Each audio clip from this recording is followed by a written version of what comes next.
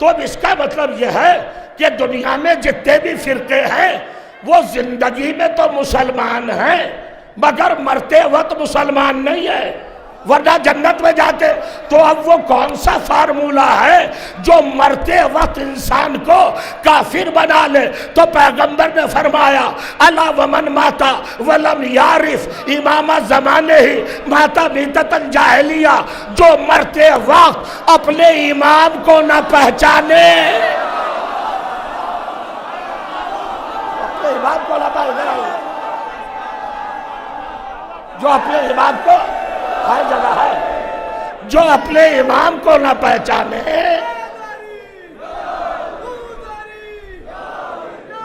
دیکھیں گا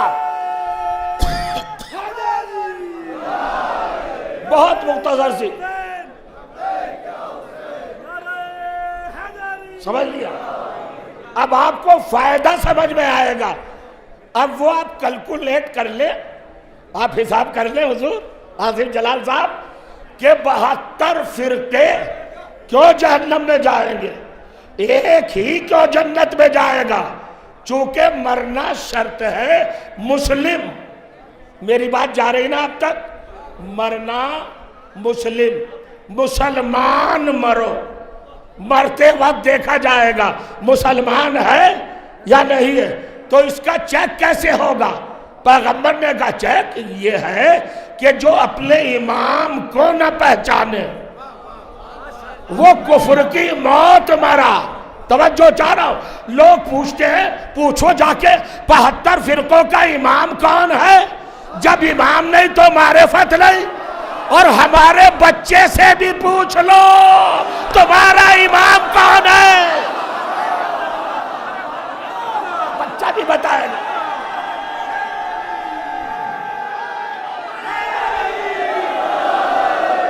نہیں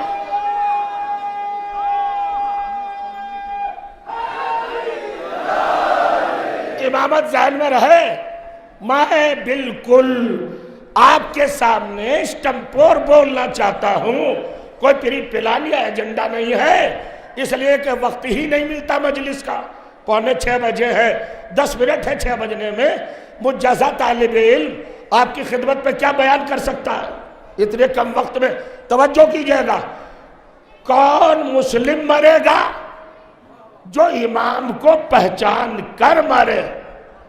اور کافر کون مرے گا؟ جو اپنے امام کو نہ پہچانے۔ تو میں 72 فرقوں کی بات نہیں کر رہا، ابھی میں نے نازک لفظ بولا تھا، دوسرے فرقوں کے بزرگ بھی نہیں بتا سکتے کہ ان کا امام کون ہے۔ ہمارا بچہ بھی بتائے گا کہ ہمارا امام کون ہے۔ اب لفظ بدل کے کہہ رہا ہوں، وہ ابو بکر بغدادی بھی نہیں بتا سکتا کہ امام کون ہے، یا ایک ننھا بچہ۔ ہو گئے بس اب میری منزل بڑا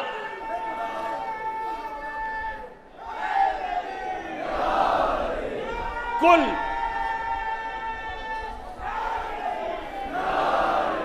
سمجھا آپ نے؟ تو امامت کیا ہے؟ آج کسی سے اگر آپ بحث میں مبتلا ہو جائیں، الجھ جائیں، اور آپ سے کوئی کہے کہ 12ویں امام کو ماننے کا کیا فائدہ؟ تو جو چاہ رہا ہوں، ارے بھائی وہ تو غیبت میں ہے، پردے میں ہے، نظر نہیں آتے، ملاقات نہیں ہوتی، زیارت نہیں ہوتی، دیدار نہیں ہوتا، گفتگو نہیں ہوتی، میٹنگ نہیں ہوتی، ان کے پاس بیٹھا نہیں جاتا، صحبت کا شرف نہیں حاصل ہوتا، ان کی نشست کی سعادت نہیں ملتی، ان کے نور جوان کا ہمارے اوپر چھوٹ نہیں پڑتی ہے۔ آپ کو کیا فائدہ 12ویں امام کو ماننے سے؟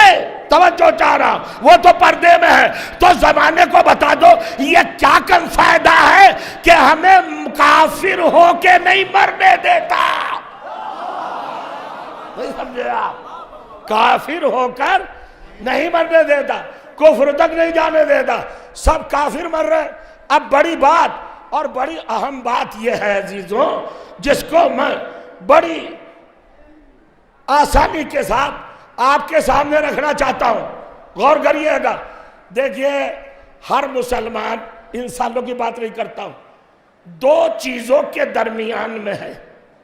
ایک طرف عبادت، نماز پڑھو بھائی، روزہ رکھو، حج کرو، زکوٰۃ دو، ہے کہ نہیں، اچھے اچھے کام کرو، جہاد کرو، بزرگوں کی خدمت کرو، مدرسے کھولو، یتیم خانے بناؤ، ہاسپٹل تعمیر کرو، رفع عام کا کام کرو، اخلاقیات سنبھالو، کردار بلند کرو، تقوی کی منزل پہ آؤ، طہارت کو اپناؤ، علم حاصل کرو، ترقیوں پہ پہنچو، جاب حاصل کرو، اپنے آپ کو ڈیولپ کرو، بلند کرو.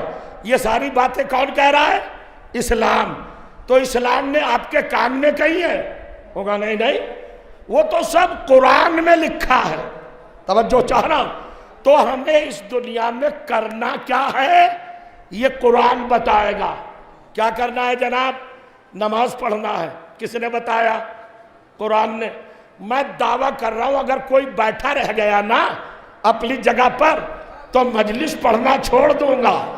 مولا کی بارگاہ میں دعویٰ کر رہا ہوں. بھائی سارے فرقوں کے یہاں نماز ہے اور بڑے عجیب انداز سے نماز پڑھو واجب. اللہ ناراض ہوگا اگر نماز نہیں پڑھو گے. گھر کی برکتیں غائب ہو جائیں گی اگر نماز نہیں پڑھو گے.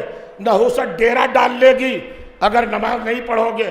بخشش خطرے میں پڑ جائے گی اگر نماز نہیں پڑھو گے. ٹھیک ہے نا؟ مگر بھائی کہاں سے پڑھیں؟ کون کہہ رہا؟ کہ قرآن نے کہا نماز پڑھیں. اچھا نماز پڑھیں گے تو کیا ملے گا؟ وہ کہا اللہ کی رضا، جنت. ہم نے کہا کب ملے گی؟ کہ وہ تو قیامت کے بعد ملے گی. تو یہ قیامت کب ہوگی؟ کہ یہ تو ہمیں نہیں معلوم. تو اب دو چیزیں ہو گئی نا. ایک طرف انسان کے قرآن اور ایک طرف قیامت. دیکھیے میں اپنی ذمہ داری نبھاؤں گا. میں آپ کو خالی جذبات میں لا کر نعرے لگوانا نہیں چاہتا ہوں، کچھ میٹر دینا چاہتا ہوں. پورے عالم اسلام سے پوچھو نماز کیوں پڑھ رہے ہو؟ کہ جزا کی خاطر. جزا کب ملے گی؟ قیامت کے بعد. روزے کیوں رکھ رہے ہو؟ کہ جزا کی خاطر. روزے اور جزا کب ملے گی؟ قیامت کے بعد. تو انسان کوما میں ہے، واوین درمیان. ایک طرف قرآن، ایک طرف قیامت. آج میں اپنا رشتہ، آپ کا رشتہ بتانا چاہتا ہوں. زمانے میں سر اٹھا کے جینا، افتخار کرنا، ہر مسلمان کی نظروں میں نظریں ڈال کر ہر ایک کو شرمندہ کرنا، اپنے آپ کبھی شرمندگی کا شکار نہ ہونا. ایک طرف ہے قرآن، ایک طرف ہے قیامت. اگر قرآن نہ آئے تو ہمیں یہ پتہ نہ چلے کہ کیا کرنا ہے. ہمیں یہ معلوم نہ ہو کہ کرنا کیا ہے.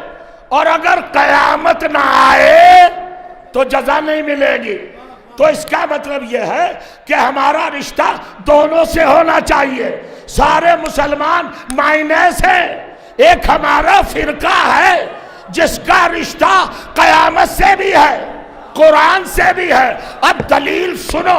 میں مذہب کی بات نہیں کرتا، اپنے عقیدے کو اس منبر جوگی پورا سے بڑے چیلنج کے ساتھ کہنا چاہتا ہوں آپ کو گواہ بنا کے. ہمارے علاوہ کسی اور کو وہ امام نہیں ملا جس کی، غور کریے گا، آمد سے پہلے، آنے سے پہلے قرآن کی کوئی آیت آئی ہو. جاگنا، قرآن کی کوئی آیت آئی؟ ابھی شاید میں آپ کے پاس پہنچا نہیں ہوں. توحید اگر سمجھ میں آ جائے تو بہت اچھا رہے گا، بڑا عمدہ رہے گا. ایک طرف ساری عبادات کیوں کرنا ہے بھائی؟ توحید کیوں ماننا ہے؟ رسالت کیوں ماننا ہے؟ ہمیں نمازیں کیوں پڑھنا ہے؟ ہوگا جی جنت ملے گی. کب؟ قیامت. تو اگر قیامت نہ آئے تو جزا ملے گی؟ نہیں مل سکتی. اور اگر قرآن نہ آئے تو یہ عبادتیں ہوں گی؟ نہیں ہو سکتی. اب پرابلم ہے، قرآن رکا ہوا ہے لوح محفوظ پر. محمد کو آئے ہوئے 40 سال ہو گئے مگر کوئی آیت نہیں آئی. پروردگار تیرا محمد تو آ گیا، آیت بھیج. کہ آیت کیسے بھیجوں؟ ابھی نماز کے عالم میں رکوع کی حالت میں انگوٹھی دینے والا تو آیا نہیں. انہیں پکڑ کے بٹھائیے، بیٹھتے کیوں ہیں؟